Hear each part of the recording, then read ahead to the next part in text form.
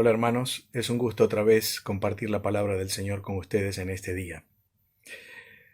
En este tiempo tan especial, deseando que la paz del Señor y su gracia les acompañe en su buena voluntad, vamos a seguir con el estudio de este año sobre el libro del Éxodo. Y en este día nos corresponde los capítulos 11 y parte del 12 de este libro precioso que bajo el título de Entre la tragedia y la libertad quisiera considerar reflexionar con ustedes. Voy a leer en la palabra del Señor en el libro del Éxodo, pues el capítulo 11 y versículo 1. Dice así: Jehová dijo a Moisés: Una plaga traeré aún sobre Faraón y sobre Egipto, después de la cual él os dejará ir de aquí, y seguramente os echará de aquí del todo.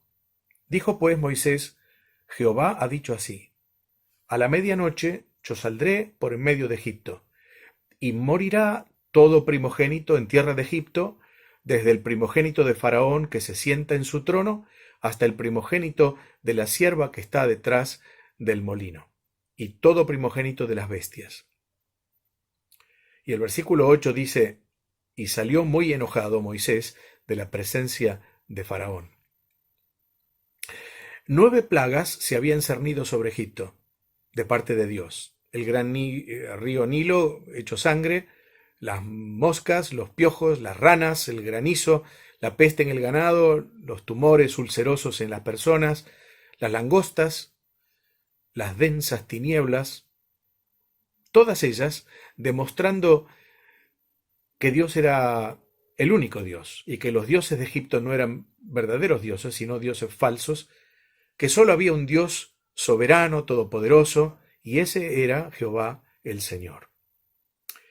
Aún faltaba una, la final, la definitoria, la más trágica de todas. Mientras tanto, Faraón seguía duro como una piedra, sin responder al pedido de Moisés: Deja ir a mi pueblo, dice el Señor. Y así fue. Faraón no quiso dejar ir al pueblo y Dios envió la última plaga. Probablemente fue el día más negro de toda la historia de la humanidad. Toda una nación llorando por la pérdida de sus hijos primogénitos. No hubo casa en todo Egipto en la cual la muerte no hubiera dejado su huella de horror, de llanto, de desesperanza. Desde el palacio del soberano hasta la choza más humilde, todo Egipto lloró la muerte del hijo mayor de cada familia. Cientos de miles de niños, de adolescentes, de jóvenes murieron en un solo día, en una sola noche. La tragedia enlutó a la nación más importante de aquella época. Nos imaginamos al faraón con su corazón quebrantado de dolor por la muerte de su hijo y de su pueblo, diciendo a Moisés: Váyanse de aquí, llévense sus familias, sus ganados, todo fuera del país. Aquella noche, sin embargo, para el pueblo de Dios había sido una noche de celebración, la celebración de la Pascua del Señor y con ella la libertad después de 4 siglos de esclavitud. ¿Qué era la Pascua? Bueno, la palabra Pascua, Pesaj en hebreo, significa pasar por encima o pasar de largo, en el sentido de perdonar o bien de proteger. Y quería decir la acción divina de pasar por encima de las casas de los hebreos sin que la muerte les tocara. En las casas del pueblo de Dios no hubo muerte de los hijos mayores, ni una. Pero había una condición. La condición era la señal de la sangre en las puertas y celebrar la Pascua del Señor. Dios le había dado indicaciones de cómo hacerla. Y fíjense lo que dice el capítulo 12 y versículo 1 del libro del Éxodo. Habló Jehová a Moisés y a Aarón en la tierra de Egipto diciendo: Este mes os será principio de los meses. Para vosotros será este el primero en los meses del año. Hablad a toda la congregación de Israel, diciendo: En el 10 de este mes Tómese cada uno un cordero según las familias de los padres, un cordero por familia. Mas si la familia fuere tan pequeña que no baste para comer el cordero, entonces él y su vecino inmediato a su casa tomarán uno según el número de las personas. Conforme al comer de cada hombre, haréis la cuenta sobre el cordero. El animal será sin defecto. Macho de un año lo tomaréis de las ovejas o de las cabras. Y lo guardaréis hasta el día 14 de este mes, y lo inmolará toda la congregación del pueblo de Israel entre las 2 tardes. Y tomarán de la sangre, y la pondrán en los 2 postes y en el dintel de las casas en que lo han de comer. Y aquella noche comerán la carne asada al fuego y panes sin levadura, con hierbas amargas lo comerán. Ninguna cosa comeréis de él cruda, dice Dios, ni cocida en agua, sino asada al fuego. Su cabeza con sus pies y sus entrañas. Ninguna cosa dejaréis de él hasta la mañana, y lo que quedare hasta la mañana lo quemaréis en el fuego.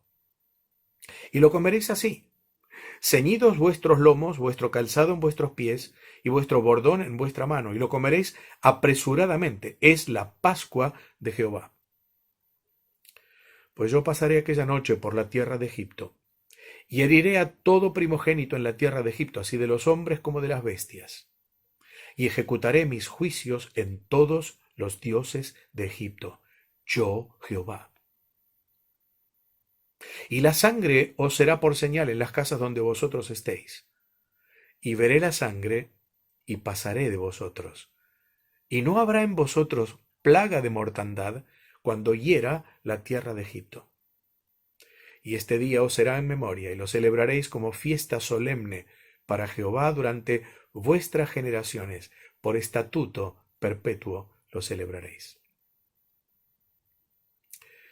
Seguramente en más de un hogar hebreo, hace unos 3500 años aproximadamente, en el antiguo Egipto, un niño le preguntaría a su padre: «Papá, ¿por qué tiene que morir este corderito tan lindo?».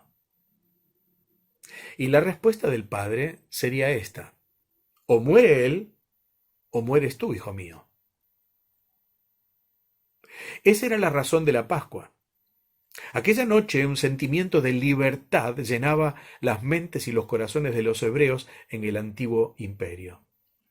Luego de 400 años y de haber pasado varias generaciones de esclavos, llegaba al fin la liberación, el cumplimiento de la promesa, la perspectiva de llegar a la tierra prometida, a la tierra que fluye leche y miel de acuerdo a la promesa de Dios a Abraham.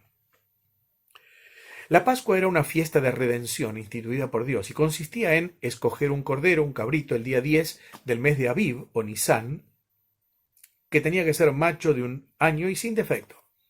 Cada familia debería tomar un animal, y si era demasiado pequeña, como leímos, podía compartirlo con otra familia.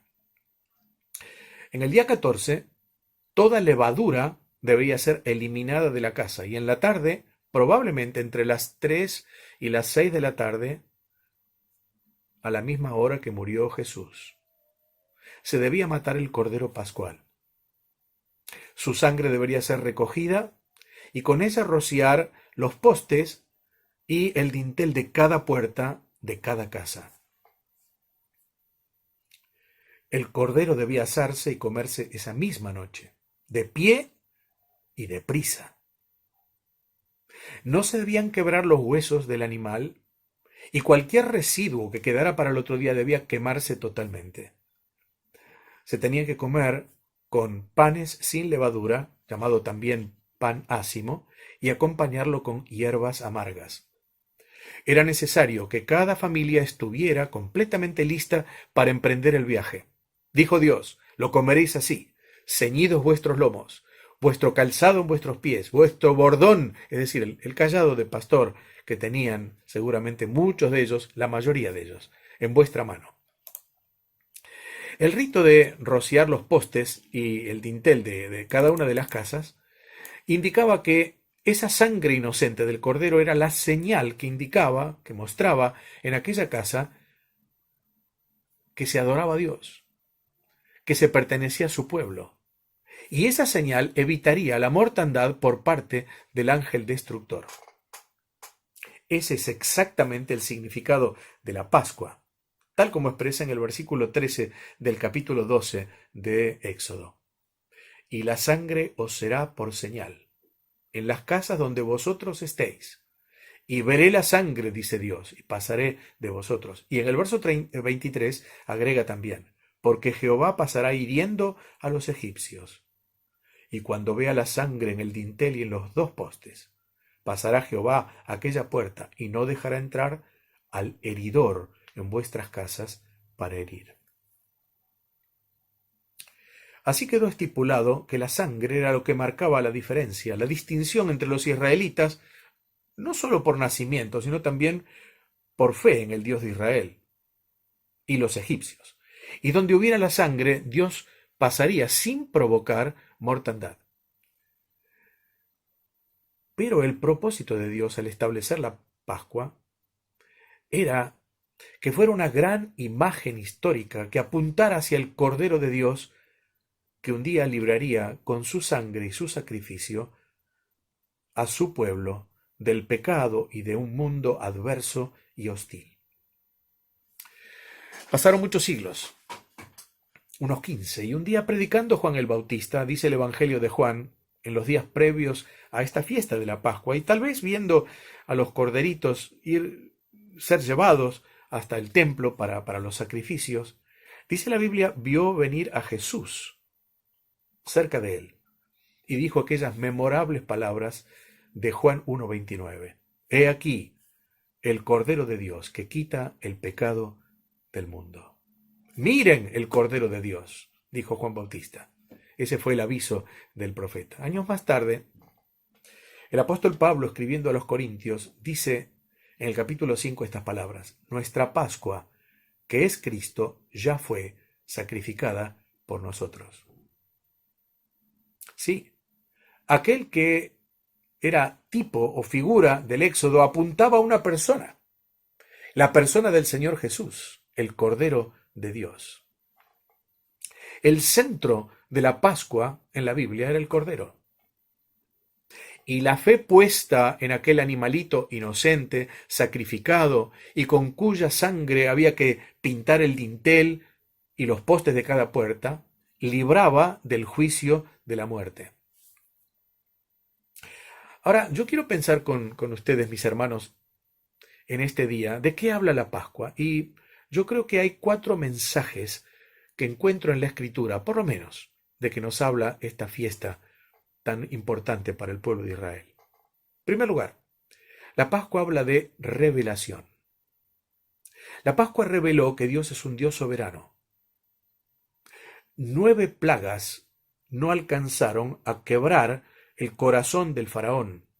No doblegaron la voluntad de un rey que pensaba que era el dueño de la tierra, de las gentes, también del pueblo de Dios. ¿Quién es Jehová?, había dicho, para que yo oiga su voz y deje ir al pueblo. Y vez tras vez repitió con soberbia firmeza: no os dejaré ir. Al fin la paciencia de Dios se agotó. Pero además de un Dios soberano, la Pascua reveló un Dios de juicio. Dios toma el juicio en sus propias manos y lo hace para demostrar que la última palabra no es del hombre, la última palabra es de Dios. Es notable que en las 5 primeras plagas, si usted mira su Biblia, dice que Faraón endureció su corazón. Pero a partir de la 6ª, la Biblia dice que Dios endureció el corazón de Faraón. Siempre es así. Dios da oportunidades al hombre para que se vuelva a él arrepentido. Pero si no es así, si el hombre persiste en su terquedad e incredulidad, se cumple aquella palabra de Romanos capítulo 1. Como ellos no quisieron conocer a Dios, Dios los entregó a una mente reprobada. Sí, la misericordia de Dios se extiende permanentemente buscando al pecador. Pero cuando el pecador no se rinde ante el amor de Dios, corre el riesgo de no poder creer nunca más. Hay una antigua canción que hemos cantado muchas veces, que dice: tan cerca del reino, ¿por qué no entrarás? Tan cerca, pues pasa hoy mismo el umbral. La voz de mañana es voz de Satán, tan cerca, y tal vez nunca llegues a entrar. Si Faraón hubiera oído la voz de Dios, estaría tan cerca de evitar esa tragedia para su pueblo y para él mismo. Seguramente en mi audiencia hoy habrá personas que aún no pusieron su confianza, su fe en el Cordero de Dios, Cristo Jesús. Déjeme decirle que hoy es día de salvación. Hoy Jesucristo está esperando que le dejes entrar en tu corazón, no mañana, porque mañana no sabemos si tendremos lugar. Hoy te pido que te rindas a Cristo, que le aceptes por la fe, que seas libre del juicio de Dios y salvo para siempre. Estos días nos hacen pensar que el mundo se aproxima velozmente a su final. Los que leemos la Biblia ya sabemos cómo termina la historia y lo que está ocurriendo, los anuncios de un gobierno mundial, de una educación global, de una religión ecuménica, son indicios proféticos y ciertos de que faltan solo, casi diría, minutos en el reloj de Dios para llegar a la hora final. ¿Vas a correr el riesgo de no entrar en el reino de Dios? ¿Vas a esperar sus juicios? Déjame decirte que las plagas de Egipto no tienen ni punto de comparación con la angustia que sufrirá este mundo incrédulo. Así que yo te pido hoy, refúgiate en Cristo hoy mismo. El famoso predicador Billy Graham comenta en su libro ¿Y mañana qué? Que en el año 1860, muchos años antes, el químico francés Marcelin Berthelot dijo: dentro de 100 años de ciencia física y química, el hombre sabrá lo que es el átomo. Y agregó: es mi creencia que cuando la ciencia alcance esta etapa, Dios bajará a la tierra con su gran manojo de llaves y le dirá a la humanidad: caballeros, es hora de cerrar. Hace mucho tiempo se descubrió el átomo, y también su poder, y tantas otras cosas, y la ciencia ha avanzado enormemente, asombrosamente, inauditamente. Creo que no estamos lejos de que Dios diga a esta humanidad: se acabó, es hora de cerrar. Y un día, cuando la paciencia de Dios, que es para salvación, se termine, el juicio llegará, los incrédulos dirán a los montes: caigan sobre nosotros y ocúltennos del rostro de aquel que está sentado sobre el trono y de la ira del Cordero. Sí, Dios es un Dios soberano, un Dios de juicio. Pero también la Pascua reveló que Dios es un Dios de salvación. Le leo Éxodo 11, verso 6. Dice: y habrá gran clamor por toda la tierra de Egipto, cual nunca hubo, ni habrá jamás. Pero contra todos los hijos de Israel, desde el hombre hasta la bestia, ni un perro moverá su lengua, para que sepáis que Jehová hace diferencia entre los egipcios y los israelitas. Jehová hace diferencia. Pero esta diferencia que hizo Dios en aquel tiempo no era por raza, ni por posición social, ni por otra clase de distinción humana. ¿Qué marcaba la diferencia? Que las casas de los hebreos, por nacimiento o por adopción, tenían una señal: la sangre del Cordero de la Pascua tiñendo sus puertas. Ellos habían obedecido a Dios. Bueno, aún hoy, como ayer y como siempre, desde Adán hasta el último convertido, por la gracia de Dios, Dios no salva por mérito alguno de parte del hombre, salva por pura gracia a aquellos que mediante la fe lo hacen, como dice la Biblia, obedecen y son rociados con la sangre de Jesucristo. Revelación, revelación. Pero además, en segundo lugar, redención. ¿Qué es la redención? La redención es el acto por el cual se paga el precio por la libertad de otro. ¿Y cuál fue el precio para lograr la libertad de aquel pueblo oprimido de esclavos y ponerle en el camino de una nueva experiencia hacia la tierra prometida? La vida del Cordero, la sangre derramada del Cordero, el inocente pagando por el pecador, sustituyendo una vida por otra vida. La cruz de Cristo fue un lugar de sustitución, de transferencia. Ese gran hombre de Dios que fue Martín Lutero sabiamente dijo al Señor: tú eres mi justicia y yo tu pecado. Has tomado lo que no era tuyo y me has dado lo que no era mío. Siglos antes, Ireneo, uno de los padres de la iglesia, los llamados padres de la iglesia, también dijo: Él vino a ser lo que nosotros éramos, para que pudiera hacer de nosotros lo que Él es. Pablo el apóstol escribe en 2 Corintios 5:21: al que no conoció pecado, Dios le hizo pecado, para que nosotros fuésemos hechos justicia de Dios en él. Y lo hizo pecado por nosotros, por usted, mi hermano, por mí, por cada uno de nosotros. Lo hizo Dios pecado para que fuésemos, usted y yo, hechos justicia de Dios en él. Este es el gran mensaje de la Pascua. El Cordero muerto sacrificado por aquellos a quienes Dios iba a poner en el camino de la libertad. El Cordero Pascual tenía que ser elegido, observado, que no tuviera ningún defecto. Matarlo también y señalar con su sangre, como dijimos, los postes y el dintel de cada casa. No el umbral, porque la sangre no debía ser pisoteada.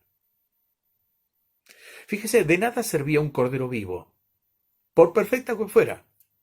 Alguien tenía que morir. El cordero ocupaba el lugar del hijo mayor. Su sangre tenía que ser vertida, ofrecida, entregada, derramada por otros, por aquellos que estaban bajo la sentencia de muerte. Y nos preguntamos, ¿y qué fue lo que satisfizo a Dios y su justicia? La fe en la sangre inocente derramada y aplicada en las puertas de las casas. Así que tampoco era suficiente que fuera derramada, debía ser colocada como señal, tal como Dios lo había indicado. Y no hacerlo significaría la muerte aún para los hebreos. Pero aquella noche podían dormir tranquilos. Estaban puestos bajo el poder protector de la sangre, redimidos por la sangre. Dios estaba satisfecho y ellos seguros. Alguien había pagado el precio. Cristo pagó el precio por usted y por mí. Y ahora podemos estar viviendo en la libertad de Cristo. Dios satisfecho y nosotros libres de todo juicio de muerte. La Pascua habla de revelación, de redención, pero también habla de reunión. Fíjense que no solamente tenían que matarlo y tañir con su sangre las puertas, también debían participar de él. El cordero sacrificado era el fundamento de su paz, pero también el centro de reunión y de unidad del pueblo de Dios. Era compartido, de acuerdo a la necesidad de cada uno. Si la familia era grande, un cordero; si era pequeña, podían compartirlo con otra familia. Pero lo cierto es que el cordero era el centro de reunión. Aquellos que somos del Señor, de la familia de la fe en la iglesia suya, también estamos reunidos alrededor del cordero. No estamos reunidos alrededor de un sistema, de un nombre denominacional, de una doctrina. Estamos reunidos alrededor de una persona, el Cordero de Dios. Dice la Escritura, y usted lo sabe bien, donde hay 2 o 3 reunidos en mi nombre, dice el Señor, yo estoy en medio de ellos. Y participamos del Señor, no literalmente como en todo caso propone la teología romanista, sino apropiándonos por la fe de su persona. ¿Cómo se debía comer el cordero? Fíjese lo que dice la Biblia: asado. El cordero debía ser asado entero sin quebrar sus huesos. No quebrarás hueso de él. No quebraron los huesos del Señor en la cruz. Para el cordero, Cristo Jesús, la ira, el juicio de Dios fue como un fuego. El dolor de la cruz, especialmente la soledad de Dios en aquellas horas cruciales en las que estaba haciendo la expiación por nuestros pecados, fueron como llamas de fuego sobre su alma. Jeremías en su libro de Lamentaciones nos recuerda esa hora de profundo dolor en acentos proféticos. Leo la escritura: ¿no os conmueve a cuántos pasáis por el camino? Mirad y ved si hay dolor como mi dolor que me ha venido, porque Jehová me ha angustiado en el día de su ardiente furor. Desde lo alto envió fuego que consume mis huesos, como si el Señor mismo lo hubiera dicho.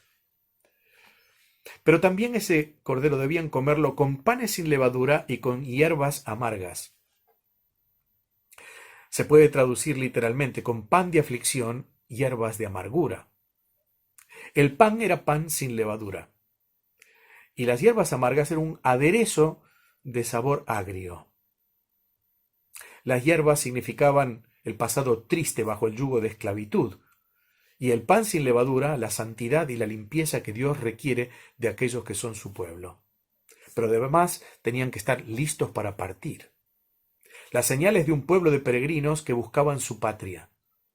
No debían guardar nada para el día siguiente, tal vez para señalar que el Señor les iba a proveer permanentemente en su camino del desierto. Él tenía el poder para librarles y también para suplir sus necesidades. Revelación, redención, reunión. Finalmente la Pascua tiene un mensaje de recordación. La Pascua fue una fiesta que atravesó los siglos y llega a nuestros días.